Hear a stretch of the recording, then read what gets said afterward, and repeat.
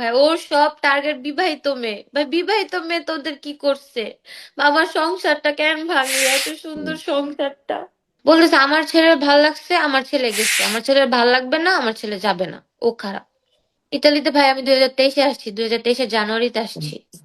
আমি বুড়া হয়ে গেছি, আমি বুড়া বেটি। প্রথম ধাপ যেটা তার কসমেটিকের দোকান, হুম। বাঙালিদের কসমেটিকের মানে ইতালিয়ান আকোয়া সাপুন যেমন, তার হইলো এমন দোকান। মেয়েদের সব জিনিসপত্র পাওয়া যায়। তার দোকানে আসা যাওয়া হতো। তারে মোটামুটি ভাবে একটা দোকানদার হিসেবে যতটুকু চেনার দরকার ততটুকু চিনতাম। পরে একদিন ফেস ওয়াশের জন্য গেছি, ফেস ওয়াশটা নাই। পরে উনি বলছে ভাবি নাম্বার দিয়ে যান, আসলে আপনাকে কল দেব। পরে আমি আমার নাম্বার দিয়ে আসছি। ওই দিনও নাম্বার দিয়ে আসি না, আমি বলছি আচ্ছা আমার হাজবেন্ড এর নাম্বার দেয়া যায়। পরে বলতেছে না না, হাজবেন্ডের নাম্বার লাগবে না, আচ্ছা আসলে ফোন দেবো নে, আপনার মানে জানাবো নে। ওর মা মানে ওর বড় মামি আবার আমাদের বাসায় উপরে থাকে। আমি বলছি আচ্ছা তারে ফোন দিয়া বললেন বা তার কাছে দিয়ে দিয়েন। পরে আরেকদিন যখন তার দোকানে গেছি, পরে বলতেছে আচ্ছা ভাবি আপনার নাম্বারটা দিয়ে যায়েন। আমি বলছি কেন? পরে বলতেছে না না, কোনো আপনি তো সবসময় জিনিসপত্র নেন, কোনো কিছু লাগলে আপনারে মানে ফোন দিয়ে বলতে পারবো, বা কোনো নতুন কোনো প্রোডাক্ট আসলে মেয়েদের কসমেটিক টসমেটিক আসলে। পরে আমি বলতেছি না না, আমি তো সবসময় দোকানে আসি, দিতে পারবো না, কারণ আমার হাজবেন্ডের বারণ ছিল কেউ নাম্বার চাইলে দেওয়া। তারপরে ওর মামাতো ভাই যে, ওর মামাতো ভাই আমাদের চিঠি বক্স থাকে, চিঠি যে আসে, চিঠি বক্সের থেকে আমার নাম টাম নিয়া সে আমার ফ্রেন্ড রিকোয়েস্ট পাঠায়। ওর মানে ও অপির শেখ, ওসমান গনি ছেলে অপি শেখ, যার কথা বলতেছি, অপি শেখের কাছে নিয়ে দেয় ওর মামাতো ভাই। বুঝে এটা আমার নাম লেখা সার্চ দিছে, পরে ফারহান আক্তার জয়া লেখা সার্চ দিছে, পরে আমার ফেসবুক আইডি চলে আসছে। ফ্রেন্ড রিকোয়েস্ট পাঠায়, আমি 2 দিন পরে অ্যাকসেপ্ট করি। মানে অ্যাকসেপ্ট করার সাথে সাথে সে আমার মেসেজ, তার মেসেজে রিপ্লাই দেই, মানে আস্তে আস্তে ফ্রেন্ডের থেকে এই সম্পর্কে চলে আসছে আর কি। আচ্ছা, আপনার হাজবেন্ডের সাথে আপনার কি একটা স্বাভাবিক যে সম্পর্ক, সেই সম্পর্কটা কি ছিল? হাজবেন্ড ওয়াইফের ভিতরে স্বাভাবিক যে সম্পর্ক থাকে এই সম্পর্ক ছিল, কিন্তু মাঝে মধ্যে আমাদের ভিতরে ঝগড়া হতো। মানে একটা হাজবেন্ড ওয়াইফের ভিতরে যেমন স্বাভাবিক ঝগড়া হয়, হুম, মিল হয়, প্রথম প্রথম মানে কথা হতো, কিন্তু ও বলতেছে যে আচ্ছা আমরা কি ফ্রেন্ড হইতে পারি না? হ্যাঁ, আমি তো স্বাভাবিক, ফ্রেন্ড তো একটা মানুষের সাথে হওয়াই যায়। হ্যাঁ ফ্রেন্ড হইলাম। পরে মানে ফ্রেন্ড যখন হয়েছে বাসার সবকিছু তো আমার জিজ্ঞেস করতো, আমিও বলতাম ফ্রেন্ড হিসাবে। পরে যখন একদিন আমার হাজবেন্ডের সাথে ঝগড়া হলো, গালিগালাজ করলো, মানে একটা কি বিষয় নিয়ে, মানে ঘরের এই বিষয় নিয়ে ঝগড়া হয়েছে। কান্নাকাটি করতেছি, পরে ও বলতেছে হ্যাঁ তোমার সাথে তো ওরে যায় না, তুমি তোমার মানে তোমার তো ছোটবেলায় বিয়ে করছে, বয়সও তুমি হ্যাঁ ছোট, বা ওর সাথে তোমার মানায় না, হ্যান ত্যান, বা ও তোমার কত বড় সাহস তোমার গালিগালাজ করে, হ্যান করে ত্যান করে। আচ্ছা তুমি চিন্তা করো না, তুমি যদি চাও আমি তোমার বিয়ে করবো, তুমি কি পাগল হয়ে গেছো? মানে ও এগুলো বলতেছে হ্যাঁ তোমার এসব গালিগালাজ করে, তোমার হ্যাঁ বউ হিসেবে মূল্য দেয় না, হ্যান করে না ত্যান করে না, এইসব বলছে।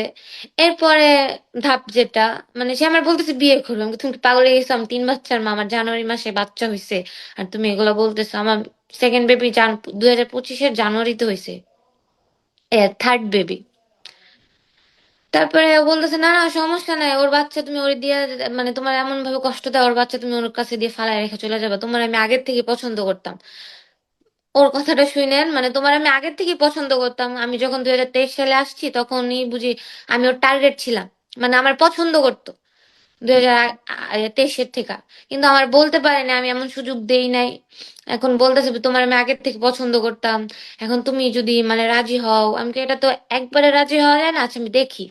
আমি বলছি আচ্ছা দেখি, প্রথমে না করছি, পরে আবার বলছি আচ্ছা আমি দেখি। এই দেখি দেখি করতে মানে সম্পর্কটা এত দূর পর্যন্ত গড়ায় গেছে, একটা বছর গড়ায় গেছে। এখন ভাইয়া পরিস্থিতি খুব খারাপ।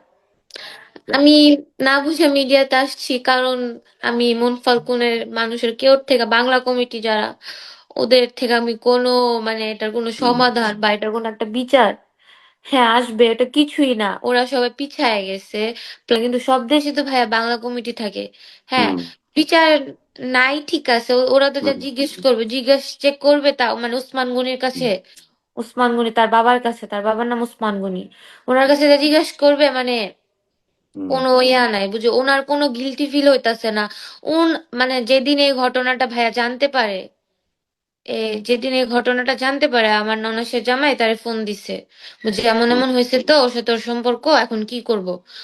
ভাইয়া অনেক খুব, মানে কি বলবো, খুব খারাপ অবস্থা। হুম মানে এত খারাপ অবস্থা, এটা বলার বাইরে।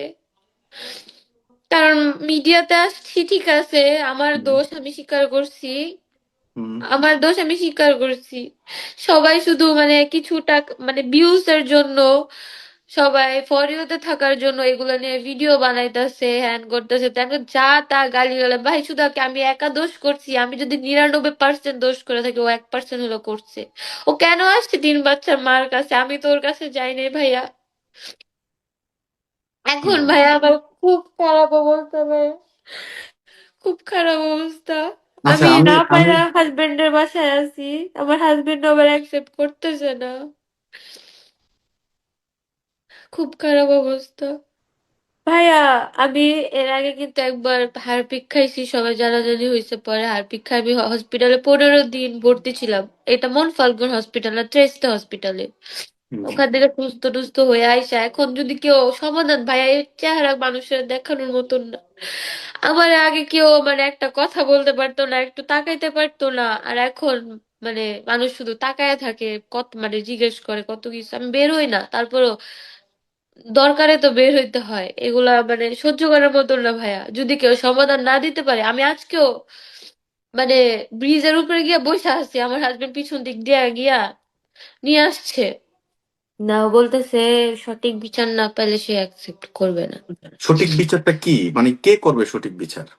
মানে বাংলা কমিটির এক একজনের কাছে বলছে, কিন্তু সবাই কি মানে এটা হ্যাঁ। পিছায় যাইতেছে, এটা এটা কেউ আগায় আসতেছে না। ওই যে ওসমান গনির কাছে গেলে সবাই পিছায় যায়, ওনার কথা শুনলে সবাই পিছায় যায়। ওপি শেখ, উনি ভাবতেছে উনি ওনার কথাই হলো এটা, ওনার ছেলে ছোট মানুষ, পিচ্ছি, আর আমি বুইড়া বেটি, আমি বুড়া হয়ে গেছি, আমি বুইড়া বেটি। এক হাতে জীবনে তালি বাজে, সব সব জায়গায় শুধু আমারই দোষ।